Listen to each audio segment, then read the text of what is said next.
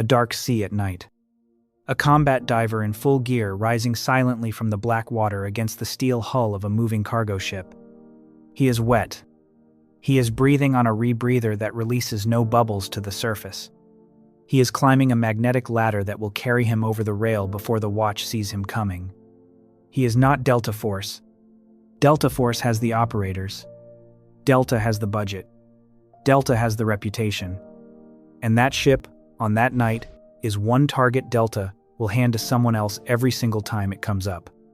Most people spend hours of YouTube argument fighting over which unit is more lethal. Most of those people are asking a question with no real answer, because there is one entire world Delta Force was never built to enter, and a naval unit has owned that world since 1980. The naval unit is the Naval Special Warfare Development Group. The men who serve in it call it DEVGRU.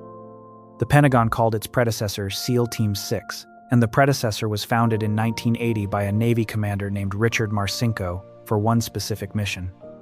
The sea, the ships, the oil platforms, the subsurface approach. Everything Delta could not do on a landlocked compound at Fort Bragg. Stay to the end for the one domain that is closed to Delta Force no matter how good its operators are, and subscribe now so the next Tier 1 breakdown reaches you first. The better unit argument is the oldest argument in American Special Operations YouTube. Delta, or DEVGRU. The fan base splits hard, the Twitter threads run for thousands of replies, and the comparison rarely produces anything useful. The reason it never resolves is that the comparison is misframed. The two units are not ranked against each other. They sit side by side, at the same table, inside the same headquarters. Both report to the Joint Special Operations Command at Pope Field, adjacent to Fort Bragg. Both deploy under the same task force structure. Both share the same intelligence backbone. Both pull from the same Tier 1 budget line. The operators of one unit train with the operators of the other unit, exchange tactics, and have been known, in joint task force settings, to embed in the same assault element. The friendly rivalry exists. The institutional rivalry does not. The two units are colleagues. The reason they exist as separate units is not duplication. The reason is that the missions each was built to run cannot be cleanly executed by the other. Delta was founded in 1977 inside the United States Army by Charles Beckwith to handle direct action and hostage rescue on land. SEAL Team 6 was founded 3 years later, inside the Navy, by Richard Marcinko to handle the same mission profile in the maritime domain. The Pentagon did not build two units because it wanted redundancy.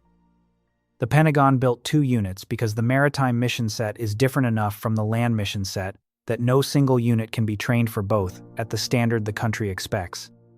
That is the part the YouTube argument never reaches. The right question is not which unit is more dangerous. The right question is which domain you are operating in, because the domain decides the unit. And there is one domain Delta does not own. Richard Marcinko was a Vietnam-era Navy SEAL with a documented willingness to fight the Pentagon as hard as he fought the enemy. When the Iranian hostage crisis ended in the disaster at Desert One in April 1980, the Navy responded the same way the Army did. It accepted that the United States needed a Tier 1 maritime counterterrorism unit, and it needed one fast. Marcinko was given the assignment to build it. He had been thinking about the problem for years. He had the design already in his head. SEAL Team 6 was activated in November 1980, less than 7 months after Desert One. The name was a deception choice.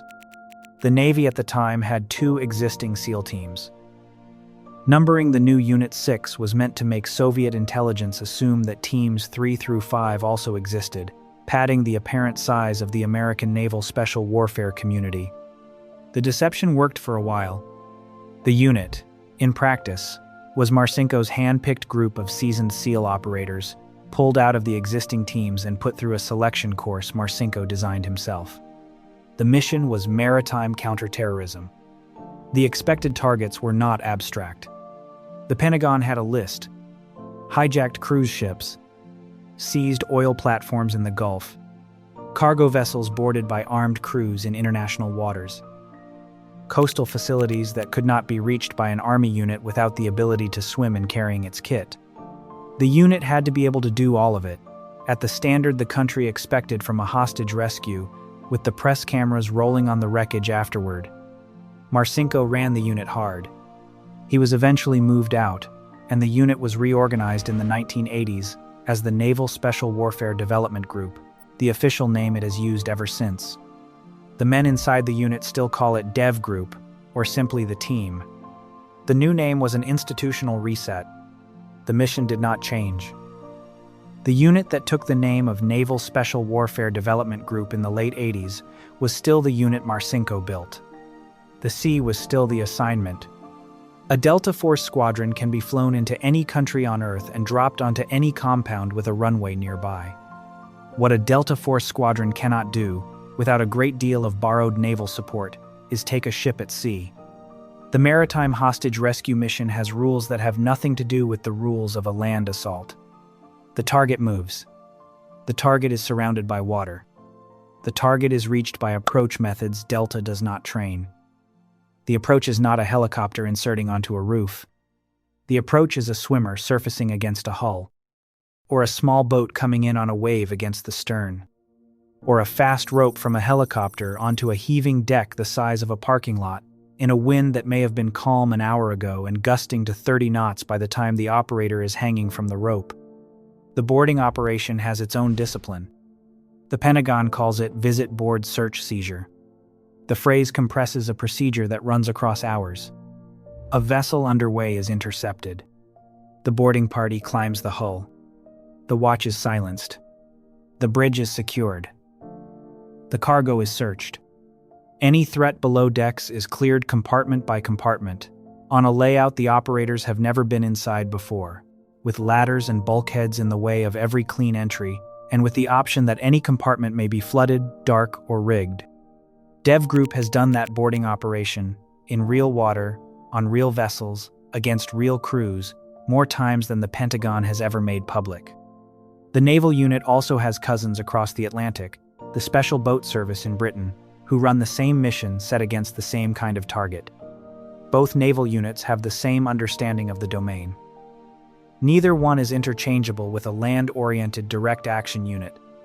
Delta operators have boarded ships in joint operations under DEVGRU lead. Delta has not, in any documented case, led a ship takedown as the primary force. The Pentagon does not ask Delta to. The mission belongs to the naval unit. The ship is the most visible part of the domain. The water around the ship is the more difficult part. A trained combat swimmer can approach a target from the surface, but the surface is the part of the water that the target watches. A combat swimmer working at depth approaches from the part of the water the target cannot see. The unit trains on closed-circuit rebreathers that release no bubbles at the surface, on dive durations that can run for hours, on navigation underwater across thousands of meters, on egress methods that surface a man inside the shadow of a hull and not inside the watch's flashlight beam. The skill is called combat diving. It belongs, in the American military, to the Naval Special Warfare community. Delta has nothing equivalent inside its organic structure.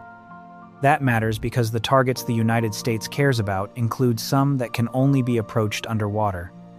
Hostile vessels in coastal harbors, mines on commercial shipping lanes, underwater sensors on the seabed of a contested strait, submarine-launched delivery operations that put a small unit onto a beach without any aircraft signature on enemy radar. The combat diver does the approach. The combat diver navigates in the dark, often at depth, often against current. The combat diver carries a weapon and equipment that has to function the moment it leaves the water. The training pipeline for that skill is its own institution. The Naval Special Warfare community runs the certification at facilities in Coronado and at the East Coast Naval Base. The pipeline takes years to produce a single combat diver at the standard the Tier 1 unit can deploy. The pipeline does not exist inside the Army. Delta operators who want subsurface qualification cross-train inside the naval pipeline. Some do. None bring back a complete naval capability. The unit they belong to was not designed to operate at depth, and it has never argued otherwise. That is the second piece of the domain that is closed to Delta Force. Not the ship deck, the water around it.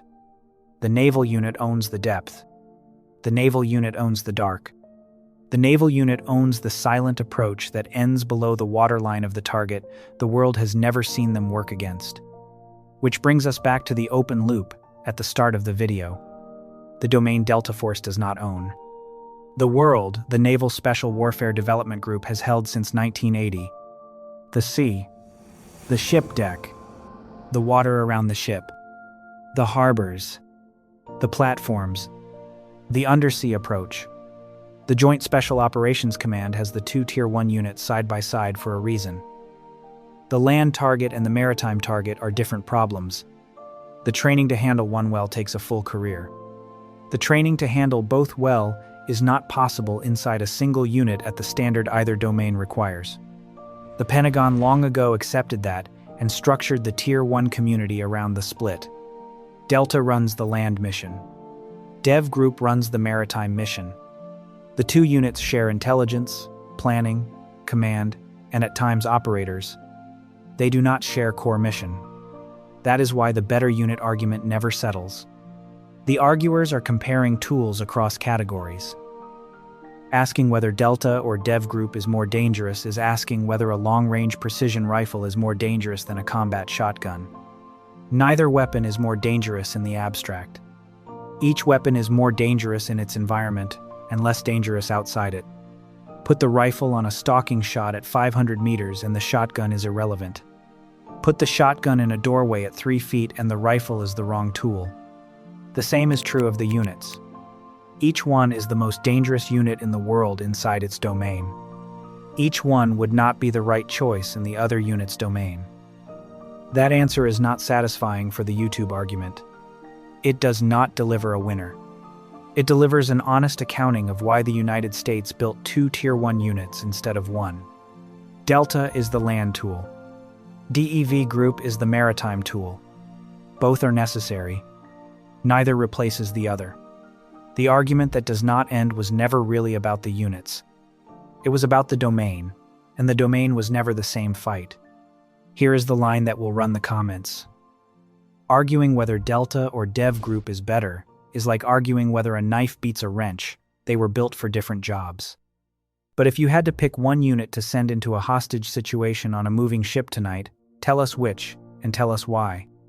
If this finally settled the Delta versus DEVGRU argument for you, subscribe. The next video crosses the ocean to the unit Delta studies more closely than almost any other.